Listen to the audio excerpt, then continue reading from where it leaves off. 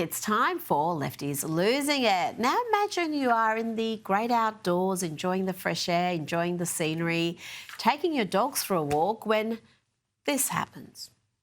You didn't adopt them. You didn't save their lives. You don't care about them.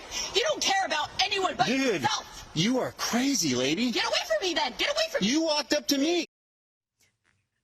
Oh dear, all that because that poor guy had purebred dogs. So she was triggered because they weren't adopted, she assumed. Now, if you thought that woman had exhausted her reserves of crazy and indignant rage, well, you'd be wrong. So wrong.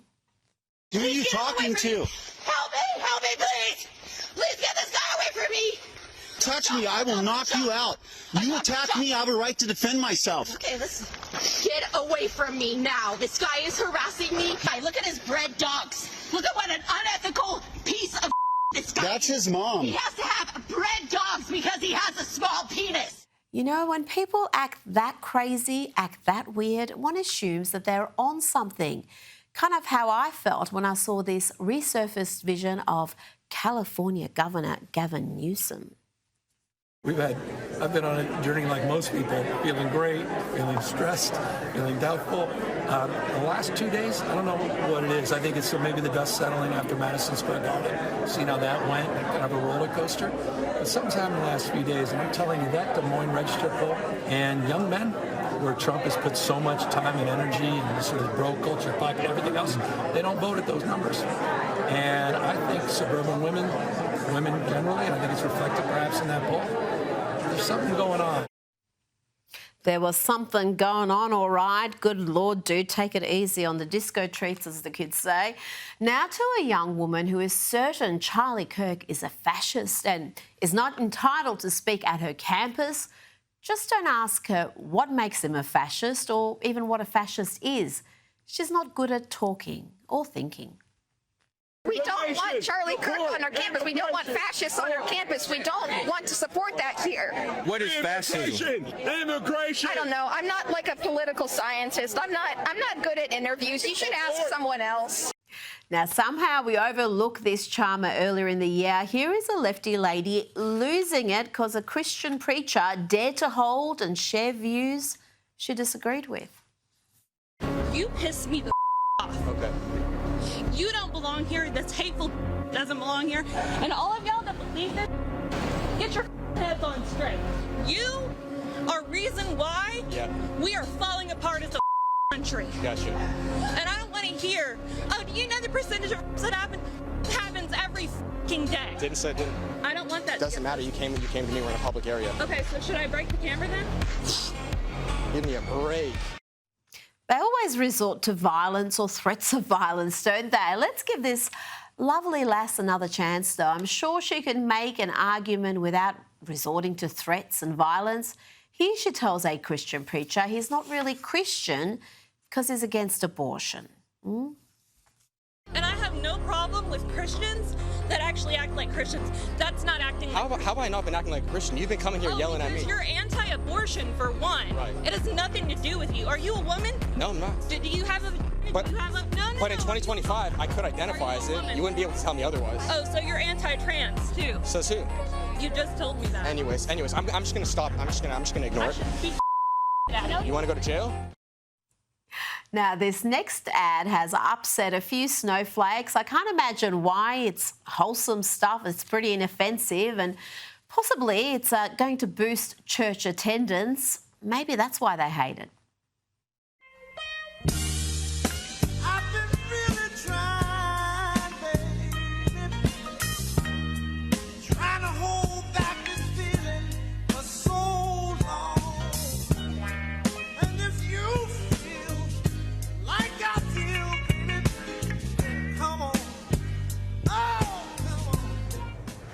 Prayers do get answered. See you at St. John's. Time to check in with Democrat Congresswoman Jasmine Crockett, who is, for some reason, dressed like Prince here, and she wants you to know that she is a very serious lawmaker, but she's also ready to throw hands.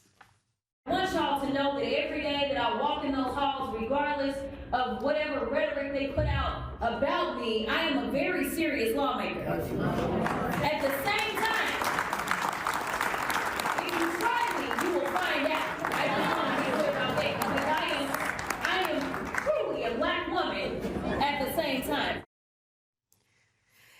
Jasmine shows us what a serious thinker she is. She says this out loud on television, that law enforcement isn't there to prevent crimes. It's hard to fathom how idiotic this is, but it's Jasmine. Law enforcement isn't to prevent crime. Law enforcement solves crime, okay? That is what they're supposed to do. They are supposed to solve crimes, not necessarily prevent them from happening, per se. Now, last night we spoke about the media's shameful silence on a horrific murder in North Carolina because it does not fit their preferred narratives. The brutal murder of a young Ukrainian woman would have never been properly exposed if not for platforms like X. And that has upset the likes of CNN potato Brian Stelter. He appears more horrified by the outrage about this murder than the crime itself.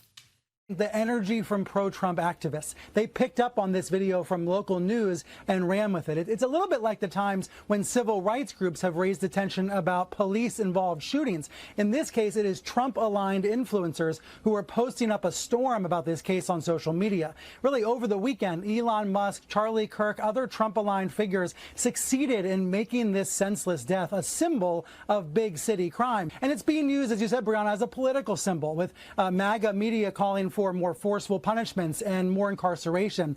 I have to say, some of the replies to Musk, some of the comments around this story are baldly racist, stoking fear of African Americans because this man attacked a white woman. The open racism on sites like X today, it's eye-popping. Joining me now is Sky News contributor Kosha Gator. Kosha, the media's failure to properly cover this story, and in many cases cover it at all, is damning. It is. And what's eye-popping, Brian Stelter, is to be on a train as an innocent person minding your own business and being stabbed to death. That is what's eye-popping to people. And exactly. He's complicit in purposely trying to whitewash that and put it to the side. And I think the reason why the media has especially been quiet on this one, they often are for many stories, is this really is like a checkmate for them because all of the standard narratives don't work with this. The racial profiles of the murderer and the victim are inconvenient. There was no gun involved, so they can't fight the Second Amendment, which is one of their favorite tropes.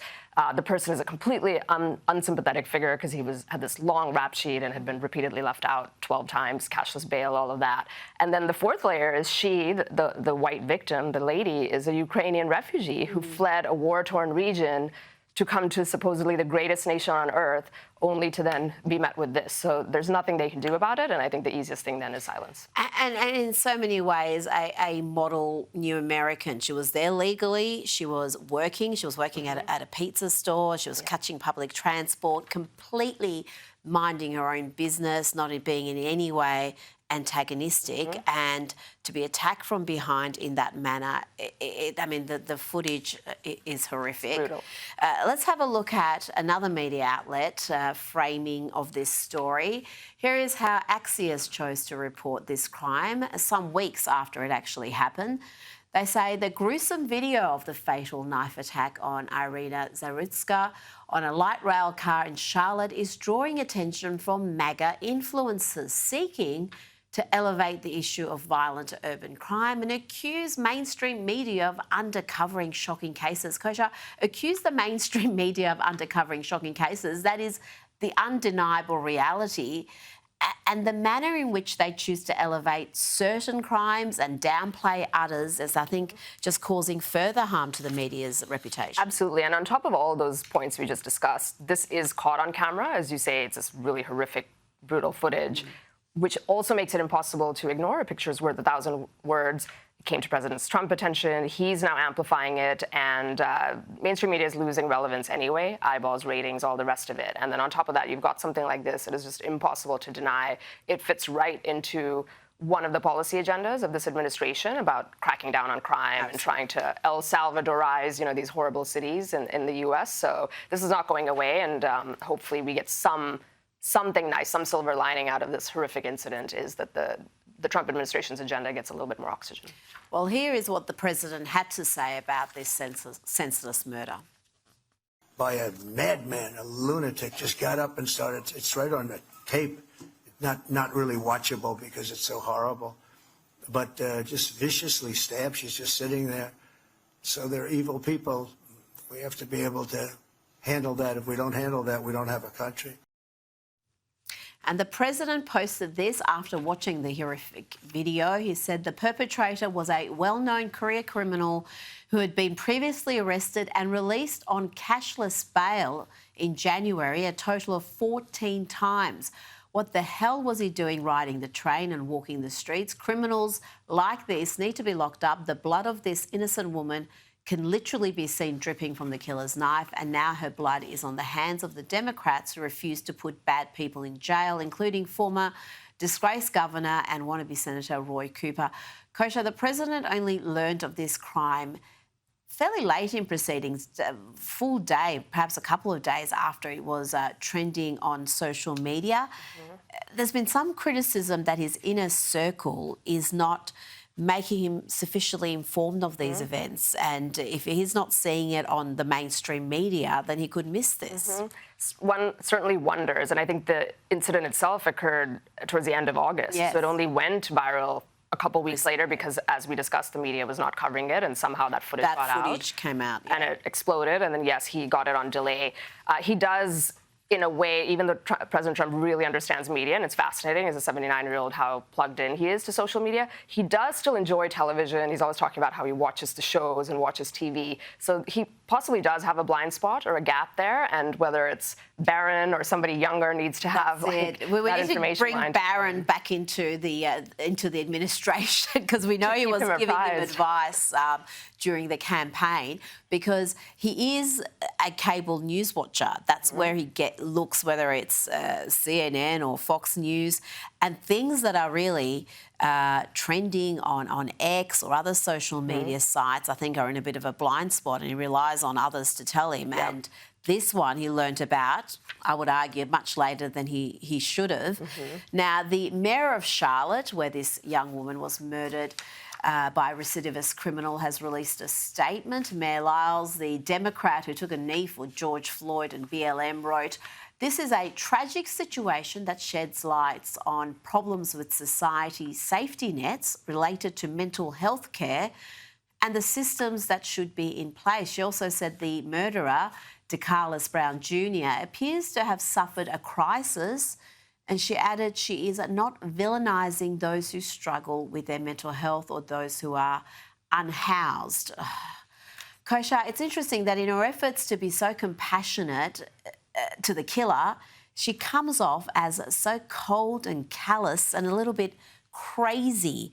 I mean, did she watch the footage? How do you put out this statement after watching that footage? Just a little crazy. I think she's telling us how she really feels and how, unfortunately, a big chunk of society really feels. If you view the world through that prism, that everything is this irredeemable social injustice that's happened since the beginning of time, then everything fits into that. And they do not look at it as what this individual murderer, animal, demon, whatever you want to call him, was, and this poor innocent woman, Ukrainian refugee, working, as you say, doing a job and trying to take public transport to go home. That is the prism, but not the one she's going to apply. It really is evil on a different level in a moment like this to try and make the victim be the actual murderer. So it really is outrageous. And I just think the more they do that, and regular people who aren't plugged into the news so much and don't see this are now seeing it, the more unhinged people like her are going to look, and it's not going to end well for her. Now, lawyers for Jeffrey Epstein's estate have given Congress a copy of the birthday book put together for the financier's 50th birthday, which includes an alleged letter with Donald Trump's signature that he has said doesn't exist. Democrat Robert Garcia claims Trump is lying and doing everything he can to cover up the truth. He said, "Enough of the games and lies. Release the full files now." Is this something the president will be worried about, Kosha? I mean, the Democrats were in power for, well, several years there. They could have released anything related to Epstein, and I'm pretty confident if there was anything that could put on President Trump, they would have. For that reason, I don't think he's worried, or he would be worried, annoyed probably, because these kinds of things just, again, give oxygen to the story. He's trying to get on with the serious business, which is what we've just been talking about, plus flooding the zone with a whole host of other issues. I think everybody believes kind of what you're saying, that if there was true dirt on him, the Biden DOJ and Merrick Garland would have released it in a hot minute. So that's why none of this stuff feels believable. There's all sorts of people doing signature matches online and all that. Who knows? Even if it were true, if you wanted to give it the most charitable explanation around that, it happened in the 90s, which is well before Epstein was criminally convicted of anything. And it's so much in the dustbin of history. And the Democrats, as you say, have never talked about anybody else, some of their favorite characters, from Bill Clinton to others, who were much cozier with him. So I think this will go away. It's a little bit annoying, and it reminds us of the mishandling that Pam Bondi and team kind of did with the files and that publicity stunt and all of that. But I think by tomorrow it'll be in yesterday's news. Yeah, I don't think anyone who is likely to vote for Donald Trump would give any credence to any of this.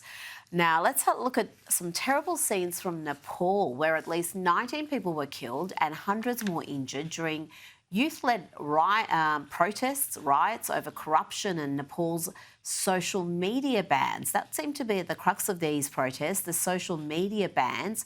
Now, the majority killed were in the capital, Kathmandu, when they were fired upon by security forces.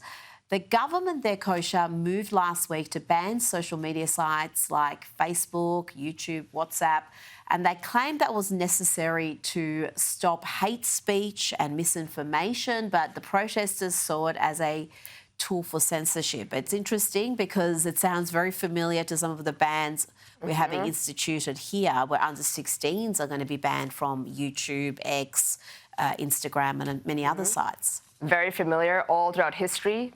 You see this where people in power try to control information flow and access to information. And countries like Nepal, Burma had an incident like that maybe a decade ago, and there were all these activist journalists trying to get it out on the internet, et cetera. In the day and age of the internet, it's really, really difficult for them to do that. So it's kind of like whack-a-mole, that the governments will keep doing it, but they will always find a way to get information out there.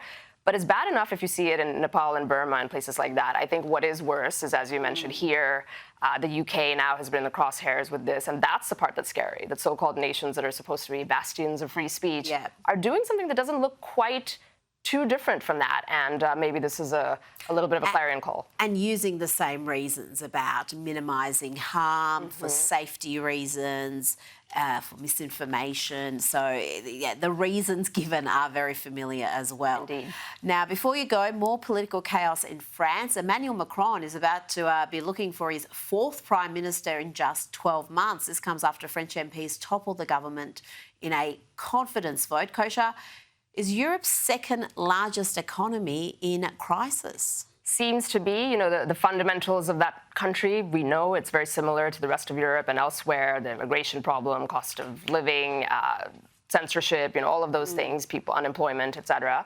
And then they formed this very uneasy alliance because in response to that, Marine Le Pen's party is on the rise, as are her counterparts in the rest of Europe, the populist right. And then they're forming these uneasy alliances, the rest of the parliament. So it was always going to be tenuous.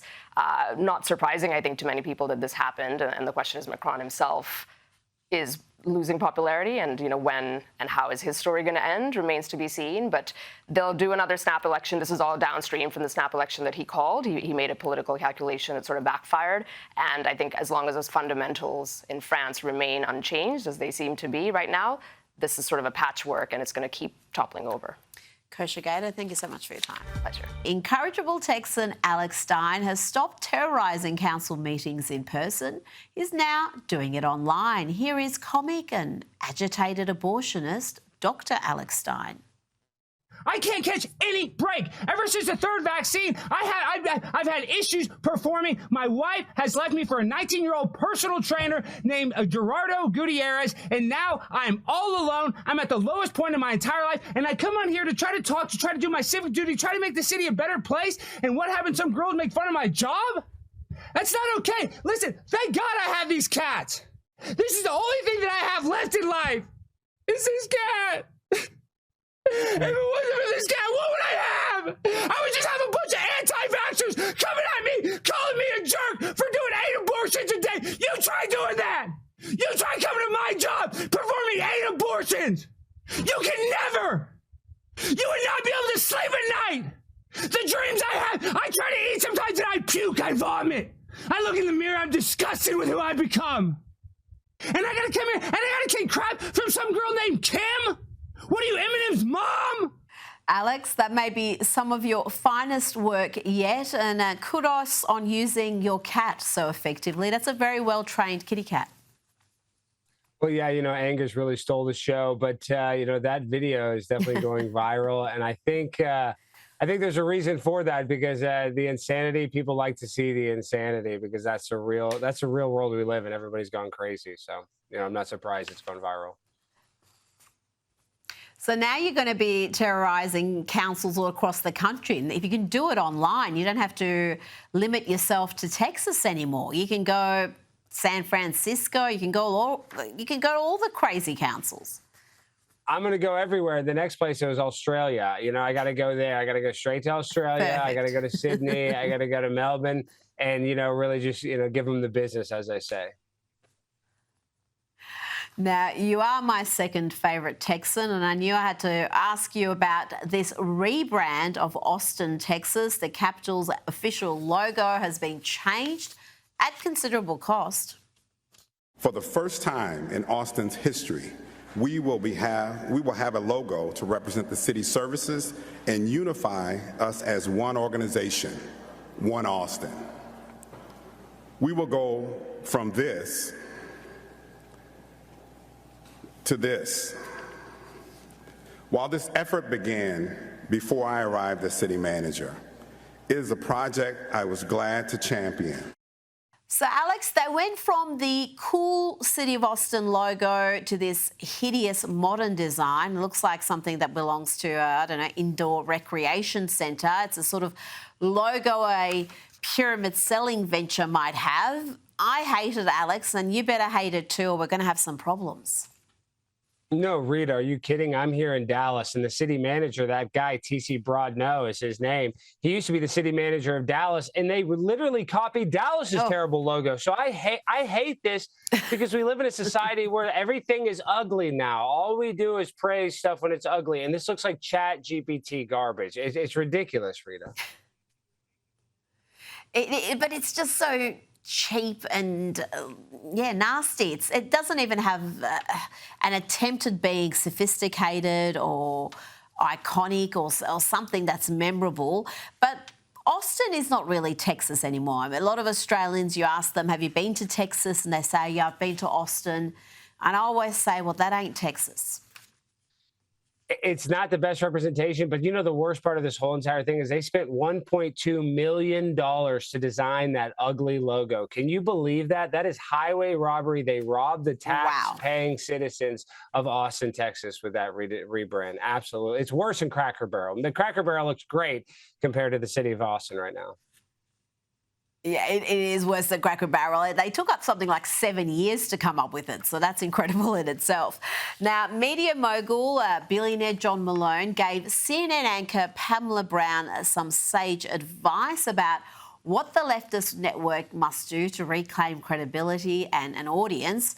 He said the broad perception of CNN today is that it is coming at news with a leftist or left-of-centre bias. No kidding, mate. He said CNN risks becoming irrelevant if it cannot reclaim neutrality. Alex, the interview came as CNN trails at Fox News and even MSNBC. You look at the August data, CNN drew an average audience of 444,000. You compare that's prime time audience, to Fox, which is on 2.3 million, and MSNBC on 783,000. These are Nielsen figures, and they're damning for CNN, and you could argue for MSNBC. The second place is a long way from first place.